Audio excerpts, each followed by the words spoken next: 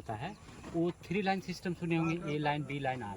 ठीक है, सुना है। ए लाइन मतलब मेल स्टाइल लाइन, बी मतलब मेंटेनर लाइन, सी मतलब आर मतलब रेस्टोरेशन।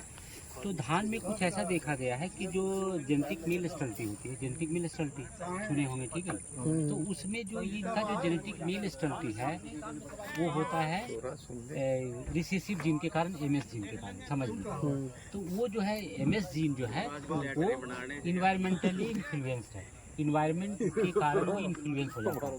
कुछ लाइनें जो है राइस में यानी धान में जब मियोसिस होता है, मियोसिस का मतलब कोई भी जब सेक्सुअल रिप्रोडक्शन होता है तो 2 चीज़ होना जरूरी है।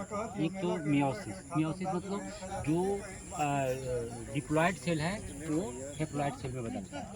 तभी तो एक मेल गैमेट आता है, एक फीमेल गैमेट, जिससे फिर डिप्लॉयड बनता है, समझ लीजिएगा। तो उस समय अगर टेम्परेचर, ठीक है ना, 27 डिग्री के करीब होता है प्राइमरी मदर सेल से, जब मियोसिस से बनता है 2 हैप्लॉयड सेल, अगर उस समय टेम्परेचर 27 डिग्री रहता है तो ये जो कुछ लाइनें ऐसी हैं राइस की, धान की, जो मेल स्टाइल शो कर देती है।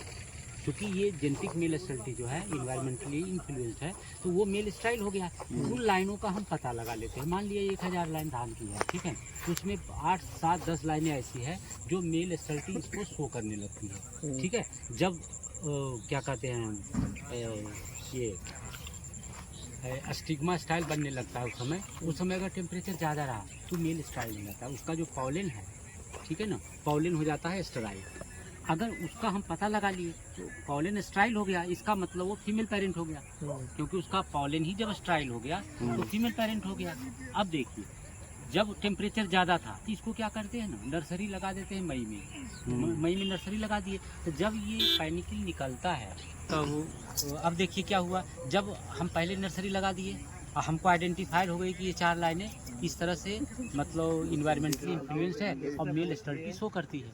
अब देखिए उन लाइनों को फीमेल लाइन एक्ट होगा, लगा दिए, क्योंकि जब उसमें पैनिकल आएगा उसमें टेम्परेचर ज़्यादा होगा अगस्त में, ठीक है। तो अब उसके साथ हम 4 लाइन के साथ 2 लाइन लगा देंगे मेल फर्टाइल वाला, जो उसको पॉलन देगा, ठीक है।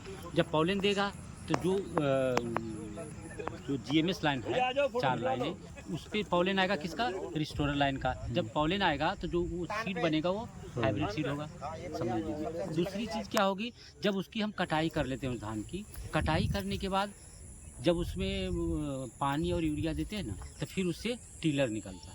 अच्छा, टीलर निकला, तो टीलर निकला तो उसमें क्या हुआ, फिर जब ये टीलर पैनिकल निकलेगा उस समय टेम्परेचर डाउन हो जाता है, जैसे अब निकल रहा है तो डाउन हो गया, तो वो फिर मेल फर्टाइल शो करेगा, मेल फर्टाइल शो करेगा, यानी उस पर फिर TGMS लाइन का हमारा सीड मिल जाएगा। यानी एक ही पौधा पे हाइब्रिड सीड भी बनेगा और मेल स्टाइल सीड भी बनेगा। अच्छा, ये बड़े मतलब मैजिक चीज़ है कि नहीं। एक ही पेड़ पे, एक ही धान के पौधे पे हाइब्रिड सीड बनेगा, और टेम्परेचर से जो पहला कटिंग हो गया वो हाइब्रिड सीड होगा। उसके बाद जो पैनिकल निकला रीजनरेशन के बाद, उस समय टेम्परेचर डाउन हो जाता है ना। अब जैसे जो पैनिकल निकलेगा, निकल रहा है, इस समय टेम्परेचर डाउन हो गया, 27 से नीचे उसको मिलने लगा, तो मेल फर्टाइल शो करेगा, तो यानी सेल पॉलिनेशन हो गया। सेल पॉलिनेशन हो गया तो नॉर्मल प्लांट हो गया, यानी वो फिर TGMS हो गया। या एक विधि और भी है कि यहाँ पे हमने तो हाइब्रिड बना लिए और उसी की कुछ सीड हम पहाड़ पे लगा लिए, तो वहाँ टेम्परेचर डाउन हो जाता है, तो वो फिर TGMS होगा। इसीलिए इसको 2 लाइन सिस्टम कहते हैं। अच्छा, ठीक है ना, बड़े मैजिक की बात है। हाँ, एक ही पेड़ पे मतलब मेल स्टाइल हो रहा है, नरबंध पौधा हो रहा है, और एक ही पे फिर नॉर्मल पौधे हो रहे हैं, ठीक है। टेम्परेचर करके यहाँ पे ट्रायल लगा है। और ये जो हम आपको बताए थे बैरियर आइसोलेशन, तो इसको पॉलन को इधर से उधर ना हो, इसलिए बैरियर आइसोलेशन लगा। हाँ, ये देखते हैं अंदर 2.5